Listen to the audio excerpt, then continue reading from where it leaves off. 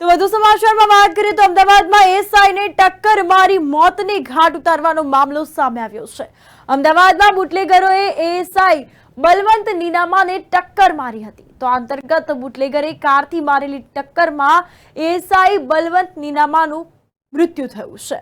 DGP વિકાસ સહાયે બલવંત નીનામાના પરિવારજનોની મુલાકાત લીધી હતી। સાબરકાંઠાના વિજયનગરના સારોલી ગામે આવેલું છે બલવંત નીનામાનું વતન।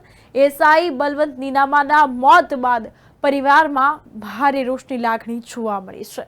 ગુજરાતમાં બુટલેગરો હિંસક બનતા જવાના પરિવારજનોમાં ભારે રોષ। ઉલ્લેખનીય છે કે ગુજરાતમાં દારૂબંધી હોવા છતાં ગુજરાતમાં મોટા પ્રમાણમાં ષડયંત્ર જે છે તે ચાલી રહ્યું છે। તો અંતર્ગત પરિવારમાં ભારે રોષની લાગણી જોવા મળી છે। આ અંતર્ગત પરિવારમાં શોકનું મોજું ફરી વળ્યું।